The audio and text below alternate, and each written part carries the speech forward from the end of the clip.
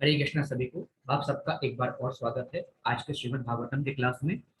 तो आज हमें चैप्टर नंबर 17 स्टार्ट करना है, कली को दंड तथा पुरस्कार।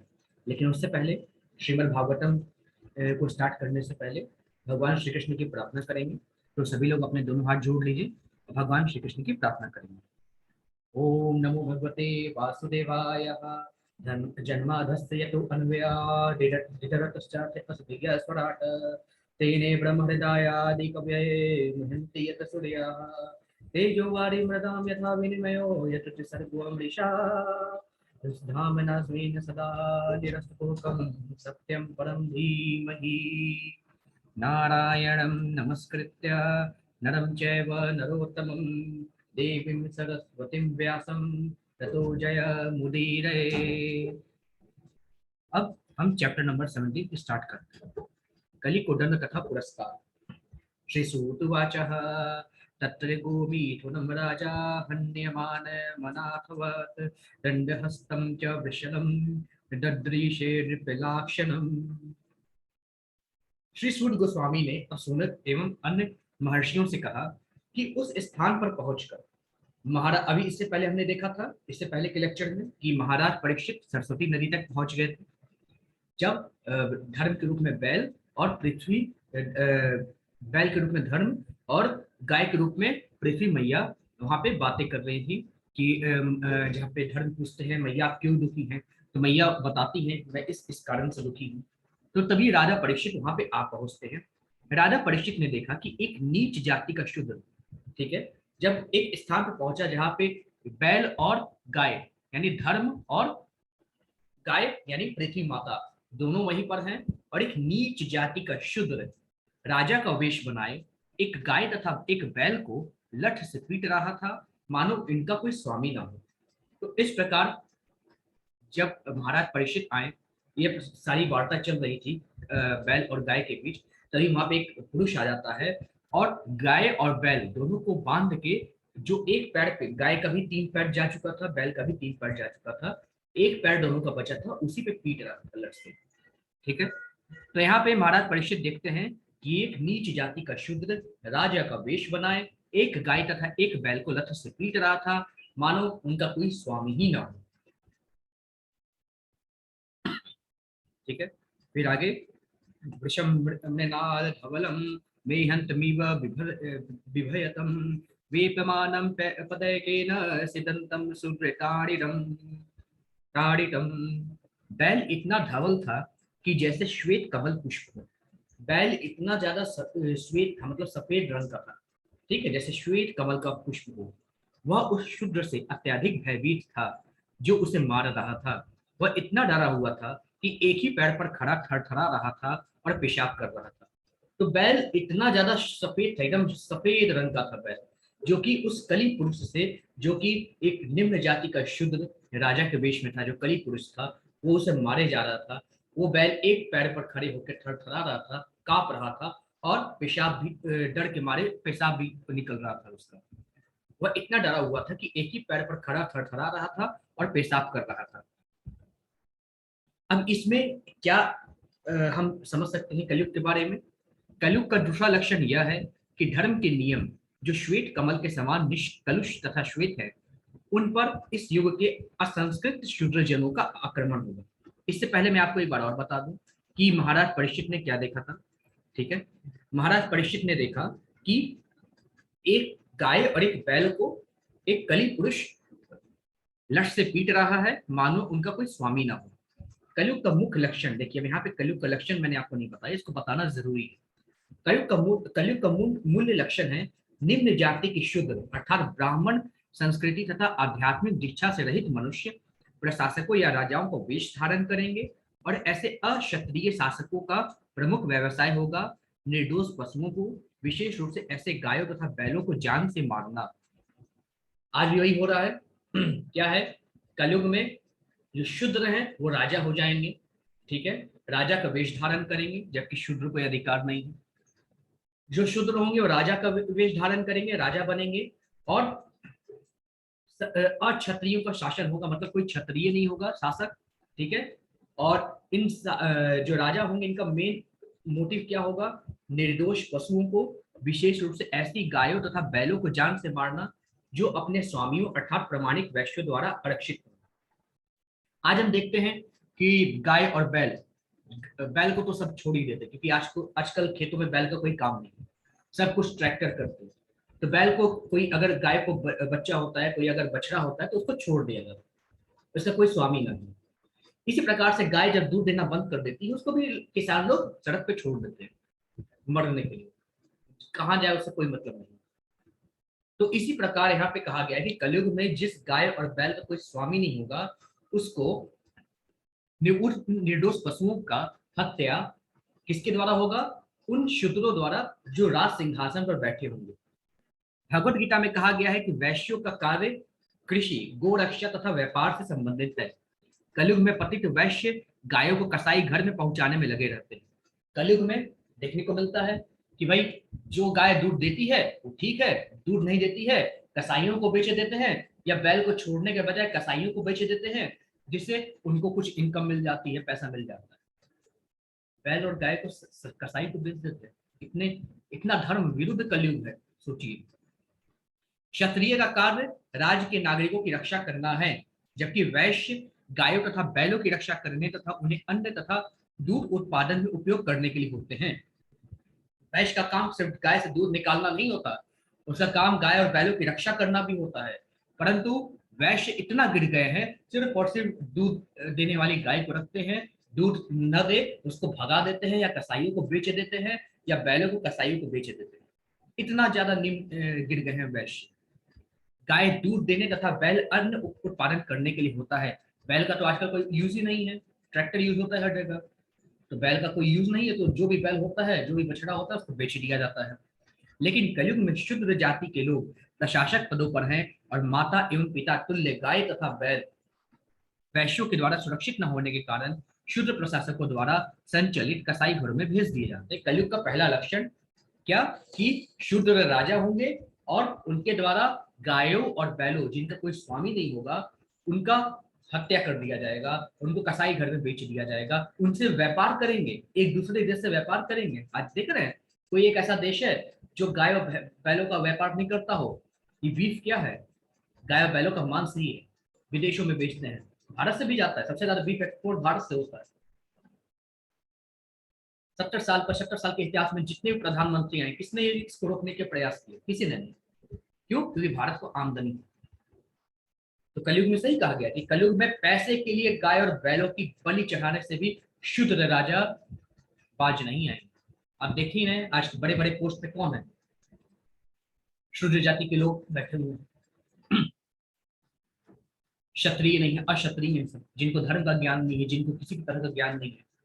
पहले के राजपाट ऋषि महर्षियों द्वारा संचालित होते थे, उनके डायरेक्शन में होते थे। आज सब कुछ विहीन हो गया है, कारण ही यही है कलयुग। और कलयुग में पहले ही लिखा जा चुका है ये होगा। फिर आगे महाराज परीक्षित ने देखा कि बैल इतना ज्यादा सफेद है लेकिन उसके 3 पैर गायब है और एक पैर पर खड़ा है, और बेचारा इतना भयभीत है कली पुरुष से कि उस डर के मारे थर थर कांप रहा है, उसका पेशाब भी निकल जा रहा है। तो इससे दूसरा लक्षण है कि कलयुग का दूसरा लक्षण यह है कि धर्म के नियम जो श्वेत कमल के समान निष्कलुष तथा श्वेत हैं, उन पर इस युग के असंस्कृत शूद्र जनों का आक्रमण होगा। भले ही वे ब्राह्मण या क्षत्रिय पूर्वजों की संतानें हों, लेकिन समुचित शिक्षा तथा वैदिक वांग्मय की संस्कृति के अभाव में ऐसे शुद्ध तुल्य लोग धार्मिक नियमों की अवहेलना करेंगे और धार्मिक प्रवृत्ति के व्यक्ति ऐसे लोगों से भयभीत रहेंगे। वे अपने को किसी भी धर्म के अनुयायी न होने की घोषणा करेंगे और कलयुग में धर्म रूपी निर्बल बैल को ही मारते रहेंगे। अनेकवाद तथा संप्रदाय उत्पन्न होंगे। ध्यान से देखिए क्या यहाँ पे कहा गया है। कलयुग में धर्म रूपी निर्मल बैल को ही मारने के लिए अनेकवाद तथा संप्रदाय उत्पन्न होंगे। मतलब सनातन धर्म को कष्ट पहुंचाने के लिए अनेक प्रकार के पंथ उत्पन्न किए जाएंगे, अनेक प्रकार के पंथ उत्पन्न होंगे। जो हम आज अलग अलग तरह के पंथ देखते हैं ना, तो सिर्फ और सिर्फ सनातन धर्म को खत्म करने के लिए पैदा हुए। किसी भी धर्म को देख लीजिए, हर धर्म, हर पंथ सनातन धर्म के विपरीत कार्य करता है, जिससे सनातन धर्म को हानि पहुंचाई है। दूसरा लक्षण क्या है कलयुग का? कि हर वो चीज होगी जो सनातन धर्म, बैल क्या है, धर्म रूपी है, उसका एक पैर बचा हुआ है, उस पे लठ से मार रहा है कली पुरुष। मतलब कि आज के समय में अनेक तथा वाद तथा संप्रदाय उत्पन्न होंगे जो धर्म को हानि पहुंचाने का कार्य करेंगे, और आज वो हो रहा है। राज्य सत्ता को धर्म निरपेक्ष अर्थात किसी विशेष धार्मिक सिद्धांत से रहित घोषित किया जाएगा। देखिए लिखा हुआ है, श्रीमद् भागवत में लिखा हुआ है कि राज सत्ता को, देश को पंथ निरपेक्ष घोषित किया जाएगा। उसे सनातन धर्म वाला राष्ट्र नहीं माना जाएगा, उसे माना जाएगा कि उस राष्ट्र का कोई धर्म ही नहीं है। आज भारत लोकतंत्र है, धर्म पंथ निरपेक्ष सेक्युलर शब्द जुड़ गया कि नहीं? पंथ निरपेक्ष सेक्युलर शब्द जुड़ गया कि नहीं? तो भागवत में लिखा हुआ है पहले से ही कि देश अब क्या होंगे, पंथ निरपेक्ष, धर्म निरपेक्ष, उनका कोई धर्म ही नहीं होगा, और इससे वो सनातन धर्म पे वार करेंगे। और ये कौन बनाएगा? शूद्र जाति के लोग बनाएंगे इस देश को। और हम सब जानते हैं किस प्रकार से आज शूद्र राजा है, किस प्रकार से संविधान किसने बनाया। धर्म को नहीं जानेंगे, धर्म के बारे सिद्धांत को नहीं जानेंगे, भगवान ने जो बनाया उस चीज के बारे में नहीं जानेंगे, परंतु ये सब कलयुग का प्रभाव है। कलयुग के प्रभाव से ऐसा होगा और ऐसा हो रहा है। फलस्वरूप धर्म के प्रति पूरी उपेक्षा बढ़ती जाएगी, सनातन धर्म के प्रति पूर्ण उपेक्षा बढ़ती जा रही है। कोई ख्याल नहीं रख रहा है सनातन धर्म का। नागरिक मनमाना कर्म करने के लिए स्वतंत्र होंगे और वे साधु शास्त्र तथा गुरु का सम्मान नहीं करेंगे। एक पांव पर खड़ा बैल इस बात का संकेत है कि धर्म के नियम, अब लोकतंत्र है, लोकतंत्र में जैसी जनता चाहे, जनता चाहे कि हम अधर्म करें तो सरकार कहेगी करो, जनता चाहे कि हम शराब पिए, सरकार कहेगी करो, जनता चाहे कि हम सब जुआ खेले, सब कुछ अधर्म करें, सरकार कहेगी करो। लोकतंत्र मतलब जैसा जनता चाहे सरकार वही करेगी। जनता चाहे कि कुएं में घुस जाए, सरकार कहेगी घुसो। ये है कलयुग।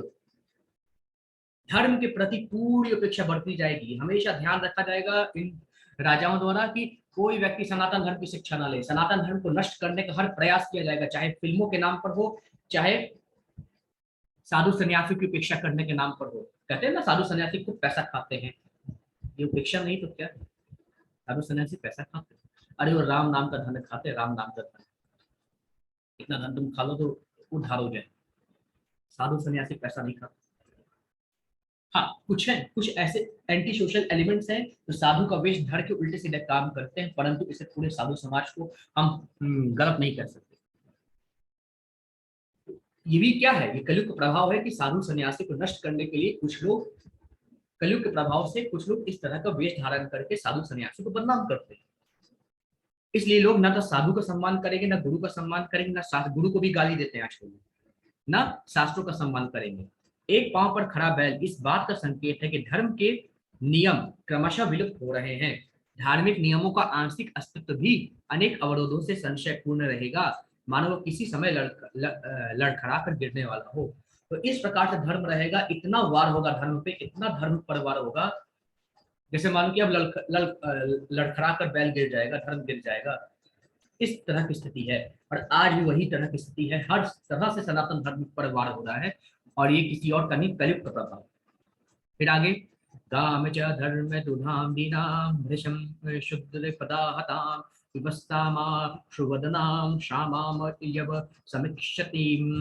यद्यपि गाय उपयोगी है क्योंकि उससे धर्म प्राप्त किया जा सकता है, किंतु अब वह दीन तथा बछड़े से रहित हो गई थी। उसके पांव पर शुद्ध प्रहार कर रहा था, उसकी आंखों में आंसू थे और वह अत्यंत दुखी और कमजोर थी। वह खेत की थोड़ी सी घास के लिए ललायत थी। अब देखिए, गाय को देखा महाराज परीक्षित ने कि गाय को उपयोगी है क्योंकि उसे धर्म प्राप्त किया जा सकता है, देवताओं द्वारा पूजनीय है, परंतु अब वो दीन और कमजोर हो गई है, अपने बछड़ों से रहित हो गई है। आजकल लोग दूध लेने के लिए क्या करते हैं, गाय का बछड़े को खींच देते है ना, बछड़े को लेने नहीं देते, और अगर बछड़ा हो जाए तो उसको बेचे देते हैं, गाय से मिलने नहीं देते। बछिया हो जाए तो थोड़ा सा मुंह लगवाएंगे और हटा देंगे, मतलब कि माँ और संतान का मिलन करना ही नहीं देते, दूध पीने ही नहीं देते, माँ को दूध पिलाने ही नहीं देते। इस तरह का व्यक्ति हो जाएगा। तो गैया भी बछड़ों से विहीन हो गई थी। उन्होंने देखा कि गैया जो बछड़े से विहीन है, दीन है, कमजोर है, उसके पांव पर सूर्य बेतहासा प्रहार कर रहा है। मैया की आंखों में आंसू थे और वो अत्यंत दुखी तथा कमजोर थी। वह खेत की थोड़ी सी घास के लिए इतनी कमजोर थी कि सामने खेत दिख रहा है, उसके छोटे से घास, थोड़े से घास के लिए ललायत थी, लेकिन वो ले नहीं पा रही। कली का अगला लक्षण क्या है? गाय की दुखी अवस्था। कलयुग का अगला लक्षण है गाय की दुखी अवस्था। गाय दुखने का अर्थ है जब रूप में धर्म प्राप्त करना। बड़े बड़े ऋषि मुनि केवल दुग्धाहार करते थे। कई ऐसे ऋषि मुनि थे जो सिर्फ गाय का दूध पी के जीवित रहते थे, भगवान की पूजा करते थे, गाय का दूध से पूजा करते थे, गाय का दूध पी के ही जीवित रहते थे, कंद मूल खाते थे। श्री सुखदेव गोस्वामी गृहस्थ के यहाँ तब जाते जब वो गाय दूहता होता, और वे अपने निर्वाह भर के लिए उससे थोड़ा दूध लेते। यहाँ तक कि 50 वर्ष पहले तक लोग साधु को एक गिलास दूध दिए बिना ही नहीं रहते थे। प्रत्येक गृहस्थ जल की तरह दूध देता था। पहले क्या होता था, जो साधु सन्यासी थे, अगर मैं श्री सुखदेव गोस्वामी का करूं उदाहरण, तो वे जब भी जाते थे किसी के यहाँ भिक्षा मांगने, क्योंकि जीवित रहने के लिए भिक्षा तो मांगनी है, ये कर्म है। तो जो वो जाते थे, तो जितने देर में कोई व्यक्ति गाय का दूध ले, उतना देर वहां पे प्रतीक्षा करते थे, और भिक्षा में सिर्फ एक गिलास गाय का दूध लेते थे। ठीक है। उसके अलावा अगर हम आज से 50 60 70 साल पहले की बात करें, अगर हम 40 50 साल पहले की बात करें, तो कोई साधु सन्यासी आता था तो उसको गाय का दूध दिया जाता था। ठीक है। कोई गृहस्थ के यहाँ आता था तो उसको गाय का दूध दिया जाता था। जैसे आजकल पानी का ग्लास लोग देते हैं ना, कोई आता है तो उसी प्रकार से पहले गाय का दूध दिया जाता था। इस तरीके का हम लोग सेवा करते थे।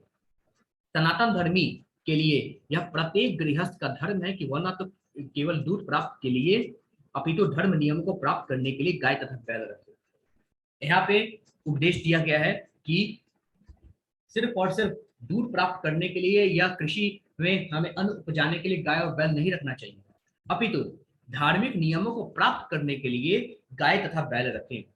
सनातनी लोग धार्मिक नियमों के आधार पर गाय की पूजा करते हैं और ब्राह्मणों का सम्मान करते हैं। यज्ञ की अग्नि के लिए गौ दूध की आवश्यकता होती है, और यज्ञ करने से गृहस्थ सुखी रहता है। गाय का बछड़ा देखने में सुंदर होता है और गाय को तुष्टि प्रदान करता है, जिससे वह अधिकाधिक दूध देती है।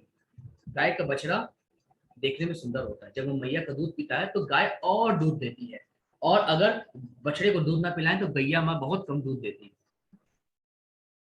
किंतु कलयुग में बछड़े की गाय से उन कारणों से जल्दी विलग कर दिया जाता है जिसका उल्लेख श्रीमद् भागवत के इन पृष्ठों में नहीं किया जा सकता है। गाय अपनी आंखों से में आंसू भरकर खड़ी हो रहती है, और शुद्ध ग्वाला कृत्रिम रीति से गाय को दूह लेता है, और जब गाय दूध देना बंद कर देती है तो उसे काटे जाने के लिए भेज देता है। आधुनिक समाज में फैले हुए सभी कष्टों के लिए अत्यंत जघन्य कृत्य की उत्तरदायी है। लोगों की यही पता नहीं चल पाता कि आर्थिक विकास के नाम पर क्या हो रहा है, क्या कर रहे हैं। कलयुग का प्रभाव उन्हें अज्ञान के अंधकार में रखेगा। शांति तथा संपन्नता के समय समस्त प्रयास के बावजूद उन्हें चाहिए कि वे गायों तथा बैलों को सही प्रकार से सुखी रखें। मूर्ख लोग यह नहीं जानते कि गायों तथा बैलों को सुखी रखकर स्वयं सुखी कैसे बना जाए, लेकिन यह तो प्रकृति के नियम के अनुसार हकीकत है। इसके लिए हमें श्रीमद् भागवत को प्रमाण मानना चाहिए और मानवता के पूर्ण सुख के लिए नियमों को अपनाना चाहिए। तो ये जान लीजिए, गाय और बैल दोनों घर में होने चाहिए। ये धर्म के अनुसार कम से कम ये अवश्य करें। दूसरी चीज, पहले जब बछड़ा जब गाय का दूध पीता है तब मैया और दूध देती है, लेकिन आज के समय में लोग खाली मुंह लगवाते हैं, शुद्ध वाले खाली मुंह लगवाते हैं गाय के थन में और खींच लेते हैं, इसलिए गाय दूध कम देती है। और आज तो मशीन बड़ी बड़ी आ गई, गाय के थन में मशीन लगा दो तो अपने आप दूध आ जाता है, लेकिन वो दूध उतना पर्याप्त नहीं होता, बहुत कम दूध मिलता है। मैया दूध ही नहीं देगी जब तक उसके बछड़े को दूध नहीं मिलेगा। और उसके पश्चात जब दूध नहीं देती है तो उसको कत्ले खाने में भेज दिया जाता है, जाओ काटो गए, और उसको विदेश में मांस सप्लाई कर दिया जाता है। किस तरीके का धर्म का हाश हो रहा है कलयुग में, हम देख सकते हैं। फिर आगे, पप्रक्ष रथ मारूढ़ कार्तस्वर परीक्षदम मेघ गंभीर वाचा समारोपित कारमुकः। धनुष बाण से सज्जित तथा स्वर्ग जटित रथ पर आसीन महाराज परीक्षित उससे शुद्र से मेघ के समान गर्जना करने वाली गंभीर वाणी से बोले। तो इस प्रकार के दृश्य देखकर महाराज परीक्षित क्रोधित हो गए। धनुष बाण से सज्जित तथा स्वर्ण जटिल रथ पर आसीन महाराज परीक्षित उस शूद्र से, कली पुरुष से मेघ के समान गर्जना करने वाली गंभीर वाणी से बोले। क्या बोले? कस्त्वम् अक्षरणे लोके बलाधस्य बलान् बली नरदेवो असि वेशेण नटवट कर्म नाद्विजः। क्या बोले महाराज परीक्षित, अरे तुम कौन हो? तुम बलवान प्रतीत हो रहे हो, फिर भी तुम उन असहाय को मारने का साहस कर रहे हो जो मेरे संरक्षण में है। वैसे तो तुम देवतुल्य पुरुष राजा बने हुए हो, किंतु अपने कार्यों से तुम द्विज क्षत्रियों के सिद्धांतों का उल्लंघन कर रहे हो। तो महाराज परीक्षित बोलते, कौन हो तुम? बलवान प्रतीत हो रहे हो तुम, राजा का वेश है तुम्हारा, और तुम इन असहाय को मार रहे हो। कौन हो तुम? क्यों ऐसा वेश धारण किए हुए हो? तुम राजा प्रतीत होते हो, लेकिन लग तो नहीं रहे हो राजा। अपने कार्यों से तो तुम क्षत्रियों के समस्त सिद्धांतों का नष्ट कर रहे हो। कौन हो तुम, बताओ। फिर यस्य त्वं कृष्णे गते दूरं सह गांडीव धन्वता सोच्यो अस्य सोचयान रहसि पहरन वधम हर्षि। अरे धूर्त! अब महाराज परीक्षित बोलते, हे झूठे, हे धूर्त, क्या तुम इस निर्दोष गाय को मारने का दुस्साहस इसलिए कर रहे हो कि भगवान कृष्ण तथा गांडीवधारी अर्जुन दृष्टि से बाहर हैं? क्योंकि तुम इस निर्दोष को एकांत स्थान में मार रहे हो, अतएव तुम अपराधी हो और वध किए जाने योग्य हो। हे धूर्त, तुम्हारी हिम्मत कैसे हुई गाय को हाथ लगाने की? इन असहायों को तुम अकेले मारना चाहते हो क्योंकि तुम्हें लगता है कि भगवान कृष्ण और गांडीवधारी अर्जुन इस धरती पर नहीं रहे। तुम ऐसा करने का साहस करते हो, इस निर्दोष को एकांत स्थान में मार रहे हो। तुम अपराधी हो, तुम वध किए जाने योग्य हो। फिर आगे, त्वाम वा मृणाल धवलः पादेन युर्णः पदाचरन् वृषरूपेण किं कश्चित् देवो नः पारिखेदयन्। तब उन्होंने, महाराज परीक्षित ने बैल से पूछा, अब महाराज परीक्षित ने इस बैल से पूछा, अरे तुम कौन हो? तुम श्वेत कमल जैसे धवल बैल हो या कोई देवता हो? तुम अपने 3 पैर खो चुके हो और केवल एक पैर का चल रहे हो, पर चल रहे हो। क्या तुम बैल के रूप में कोई देवता हो जो हमें इस तरह क्लेश पहुंचा रहे हो? अब महाराज परीक्षित बैल से पूछते हैं कि आप कौन हैं? आप श्वेत कमल जैसे धवल बैल हैं या कोई देवता हैं? आपने अपने 3 पैर खो चुके हैं, आपने केवल एक पैर पर चल रहे हैं। क्या आप कोई बैल के रूप में कोई देवता हैं जो हमें इस तरह क्लेश पहुंचा रहे हैं? न जातु कौरवेन्द्राणां दोर्दंड परिरंभिते भूतले अनुपतन्त्य अस्मिन् विनाते प्राणिनां शुचः। अब यहाँ पे महाराज परीक्षित बोलते हैं, कुरुवंश के राजाओं के बाहुबल से सुरक्षित राज्य में आज मैं पहली बार तुम्हें आंखों में आंसू भरे शोक करते हुए देख रहा हूँ। आज तक किसी ने पृथ्वी तल पर राजा की उपेक्षा के कारण आंसू नहीं बहाए। यहाँ पे अब महाराज बोलते हैं बैल से कि कुरुवंश के राजाओं के बाहुबल से सुरक्षित राज्य, जो हमारा कुरुवंश है, इन राजाओं ने कभी भी किसी पर अत्याचार नहीं किए। इनके बाहुबल से सुरक्षित राज्य में आज मैं पहली बार देख रहा हूँ कि आप बैल जी, आप आंसू भरे हुए हैं और एक राजा के द्वारा पीड़ित होकर आप आंसू बहा रहे हैं। आज तक किसी ने पृथ्वी तल पर राजा की उपेक्षा से के कारण आंसू नहीं बहाए। किसी ने पृथ्वी तल पर राजा की अपेक्षा आंसू नहीं बहाए, राजा की उपेक्षा से आंसू नहीं बहाए। राजा कष्ट दे और प्रजा आंसू बहाए, आज तक कभी पृथ्वी पर नहीं हुआ है।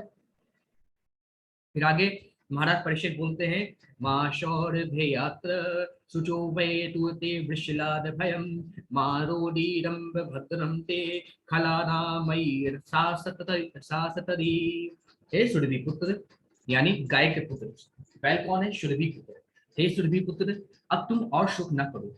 तुम्हें इस अधम जाति के शूद्र से डरने की आवश्यकता नहीं है। तथा हे गौ माता, जब तक मैं शासक या खलों के दमनकर्ता के रूप में हूँ, तब तक तुम्हें रोने की आवश्यकता नहीं है। तुम्हारा सभी तरह से कल्याण होगा। तो इसलिए महाराज परीक्षित बोलते हैं, हे सुरभि पुत्र और हे गौ माता, आप लोग शोक मत कीजिए। मैं राजा हूं अभी, और जब तक मैं राजा रहूंगा, किसी को किसी भी तरह के डरने की और रोने की आवश्यकता नहीं है। सभी का पूर्ण रूप से कल्याण होगा। ठीक है। फिर महाराज परीक्षित बोलते हैं, यस्य राष्ट्रे प्रजा सर्वास्त्र अस्यन्ते साधो य साधु भी तस्य मत्तस्य नश्यन्ति कीर्तिरायु भर्गगतिः एष राज्ञां परो धर्मो हयातारना मातिर्निग्रह अत एनं वधिष्यामि भूत द्रुः सप्तमम्। हे साध्वी, यदि राजा के राज्य में भी सभी प्रकार के जीव त्रस्त रहें तो राजा की ख्याति, उसकी आयु तथा उसका उत्तम पूर्ण जन्म नष्ट हो जाता है। हे मैया, जिस राजा के राज्य में प्रजा दुखी है, जिस राजा के राज्य में सभी जीव त्रस्त हैं, उस राजा की ख्याति, उस राजा की आयु और उस राजा का पुण्य कर्म सब नष्ट हो जाता है। यह राजा का प्रधान कर्तव्य है, जो पीड़ित हो सर्वप्रथम उनके कष्टों का शमन किया जाए। अतएव मैं इन अत्यंत दुष्ट व्यक्ति को अवश्य मारूंगा, क्योंकि यह अन्य जीवों के प्रति हिंसक है। अब यहाँ पे साध्वी यानी माता से बोलते हैं, सुरभि माता से, कि मैया, आपको मालूम है जिस राजा के राज्य में लोग पीड़ित होते हैं, उस राजा की आयु, उस राजा का यश, उस राजा का पूर्ण जन्म सब नष्ट हो जाते हैं। ये राजा का प्रधान कर्तव्य है कि जो पीड़ित हो सर्वप्रथम उनके कष्टों का निवारण करे। अतः आपके कष्टों का निवारण करने के लिए इस कली पुरुष का मरना आवश्यक है। मैं इसका वध कर दूंगा। ठीक है, फिर आगे राजा परीक्षित बोलते हैं, ओ अवृक्षस्त तव पदां सत्रीं सौरभेया चतुष्पदः मां भुवं सत्व सत्वादृशा राष्ट्रे राज्ञां कृष्णानुवर्तिनाम्। उन्होंने महाराज परीक्षित ने बैल को बारंबार संबोधित करते हुए इस तरह पूछा, हे सुरभि पुत्र, तुम्हारे 3 पांव को किसने काट लिया है? इन राजाओं के राज्य में जो पूर्ण पुरुषोत्तम भगवान कृष्ण के नियमों के आज्ञाकारी हैं, तुम्हारे समान दुखी कोई नहीं है। अब यहाँ पे महाराज परीक्षित फिर पूछते हैं बैल से, हे धर्म बैल, आपके 3 पांव किसने काट लिए हैं? उन राजाओं के राज्य में जो पूर्ण पुरुषोत्तम भगवान कृष्ण के नियमों के आज्ञाकारी हैं, भगवान कृष्ण ने जो नियम बनाए हैं उनके अनुसार ही राज्य करते हैं, तुम्हारे समान कोई दुखी नहीं प्रतीत होता। फिर आगे, आख्या ही विश्वभद्रम वह साधुनाम कृतागसाम आत्मवैरूप्य कतारम कतारम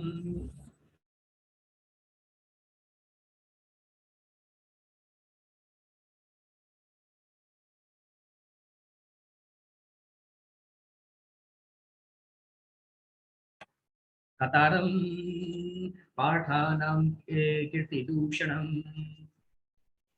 अब महाराज परीक्षित कहते हैं, हे वृषभ, तुम निरपराध हो और पूर्णतया ईमानदार हो, अतएव मैं तुम्हारे कल्याण की कामना करता हूँ। कृपया मुझे अंग भंग करने वाले दुष्ट के बारे में बताओ, जो प्रथा के पुत्रों की यश को कलंकित कर रहा है। अब यहाँ पे बैल को कहते हैं, महाराज, हे वृषभ, तुम निरपराध हो और पूर्णतया ईमानदार हो, अतएव मैं तुम्हारे कल्याण की कामना करता हूँ। कृपया मुझे अंग भंग करने वाले दुष्ट के बारे में बताओ, जिसने तुम्हारे 3 पैर काट डाले। कौन है वो जो इस कृष्ण भगवान द्वारा स्थापित नियमों के विरुद्ध कार्य कर रहा है, जो पृथा के पुत्रों के यश को कलंकित कर रहा है, जो अर्जुन के पौत्र की यश को कलंकित कर रहा है? कौन है वो दुष्ट, उसका नाम बताओ। फिर आगे, जगे अनागस्य धम युज्य जन सर्वतो अस्य च मद भयं साधूनां भद्रमेव स्यादसाधुर्मने कृते। निरपराध जीवों को जो कोई भी कष्ट पहुंचाता है, उसे चाहिए कि विश्व में जहां कहीं भी हो मुझसे डरे। दुष्टों का दमन करने से निरपराध व्यक्ति को स्वतः लाभ पहुंचता है। तो यहाँ पे महाराज परीक्षित करते हैं, जो व्यक्ति निरपराध जीवों को कष्ट पहुंचाता है, निर्दोष जीवों को कष्ट पहुंचाता है, उसे याद होना चाहिए कि मैं जीवित हूँ और मुझसे डरे हो। दुष्टों का दमन करने से निरपराध व्यक्ति को स्वतः ही लाभ हो जाता है। जो व्यक्ति दुष्टों का दमन करता है, जो दूसरों को कष्ट पहुंचाता है, उसका वध जो व्यक्ति करता है उससे बहुत लाभ पहुंचता है। इसलिए जो दूसरों को कष्ट पहुंचाए, ऐसे लोगों का वध हो जाना चाहिए। फिर आगे, अनागः शिवः शिवः भूतेषु यः आगस् कृनिरंकुशः आहर्ता अस्मि भुजं साक्षात् मर्त्यस्यापि सांगदम्। अब यहाँ पे महाराज पूछते हैं, जो उद्दंड व्यक्ति निरपराधियों को सताकर अपराध करता है, वो मेरे द्वारा उखाड़ फेंका जाएगा, चाहे वह बाजूबंद तथा अन्य अलंकारों से युक्त स्वर्ग का निवासी ही क्यों ना हो। तो यहाँ पे महाराज कहते हैं, जो उद्दंड व्यक्ति निरपराधियों को सताकर अपराध करता है मेरे द्वारा उखाड़ के फेंका जाएगा, चाहे वो बाजूबंद तथा अन्य अलंकारों से युक्त स्वर्ग का निवासी ही क्यों ना हो, उसको मैं छोड़ूंगा नहीं। फिर महाराज कहते हैं राज्यो हि परमो धर्मः स्वधर्मस्थानुपालनं शासतो अन्यान् यथा शास्त्र मनाप धुत पठानि। शासक का यह परम धर्म है कि कानून पालन करने वाले व्यक्तियों को सही प्रकार से संरक्षण प्रदान करे और जो समान दिनों में जब आपातकाल नहीं रहता शास्त्रों के अध्यादेशों से विपत हो जाते हैं उन्हें दंड दे। तो यहाँ पे महाराज परीक्षित बहुत अच्छी बात कहते हैं कि शासक का यह परम धर्म है, जो व्यक्ति कानून का पालन करे उसकी रक्षा किया जाए और जो व्यक्ति कानून का उल्लंघन करे उसको दंड दिया जाए, ये शासक का धर्म है। फिर आगे अब देखिए बैल क्या बोलते हैं, धर्म क्या बोलते हैं। धर्म उवाच एतद् वः पाण्डवेयानां युक्तिमार्ता भयं वचः येषां गुणगणैः कृष्णो दौत्यादौ भगवान कृतः। धर्म ने कहा अभी आपने जो शब्द कहे महाराज वे पांडव वंशीय व्यक्ति के लिए सर्वथा उपयुक्त है।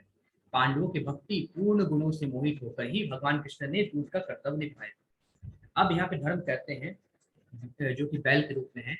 अभी आपने जो शब्द कहा ना महाराज वे पांडव वंशी व्यक्ति की ही हो सकते हैं, क्योंकि पांडवों की भक्ति देखकर उनकी भक्ति पूर्ण गुणों से मोहित होकर ही भगवान श्री कृष्ण ने उनके दूत का कर्तव्य निभाया था। फिर आगे धर्म बोलते हैं न वयं कलेश बीजानि यतः सयु पुरुषर्षभ पुरुषं तम बीजानीमो वाक्य भेद विमोहितः। हे पुरुष श्रेष्ठ, यह निश्चित कर पाना अत्यंत कठिन है कि किस दुष्ट ने हमें कष्ट पहुंचाया है, क्योंकि हम सैद्धांतिक दार्शनिकों के भिन्न भिन्न मतों से भ्रमित हैं। अब यहाँ पे बोलते हैं धर्म, हे धर्म श्रेष्ठ, मुझे नहीं मालूम कि किन दुष्टों ने हमें कष्ट पहुंचाया है, क्योंकि हम सैद्धांतिक दार्शनिकों के भिन्न भिन्न मतों से भ्रमित हैं। फिर आगे धर्म बोलते हैं केचिद विकल्प वसना आहोरात्मान मात्मनः दैव दैवमन्ये अपरे कर्म स्वभाव स्वभाव परे प्रभु। सभी प्रकार के द्वैत से इनकार करने वाले कतिपय दार्शनिक यह घोषित करते हैं कि मनुष्य अपने सुख तथा दुख के लिए स्वयं ही उत्तरदायी है। अन्य लोग कहते हैं कि दैवी शक्तियां इसके लिए जिम्मेदार हैं, जबकि कुछ ऐसे भी लोग हैं जो कहते हैं इसके लिए कर्म जिम्मेदार हैं, और जो निपट भौतिकतावादी में मानते हैं प्रकृति ही इसका अंतिम कारण है। तो यहाँ पे धर्म बोलते हैं कि मेरे दुख का क्या कारण है, इसने मेरे अंग भंग अलग किए, इसके बारे में अलग अलग धारणाएं लोगों की हैं। जैसे कोई व्यक्ति अगर सुख या दुख पाता है तो कई लोग कहते हैं कि इसका कारण व्यक्ति स्वयं है। दूसरे लोग कहते हैं दैवी शक्तियों के कारण, दैव योग से ही सब कुछ लिखा रहता है। कुछ लोग कहते हैं हमारे कर्म जिम्मेदार हैं, और कुछ भौतिकतावादी कहते हैं प्रकृति ही इसकी जिम्मेदारी है। ठीक है। फिर आगे धर्म कहता है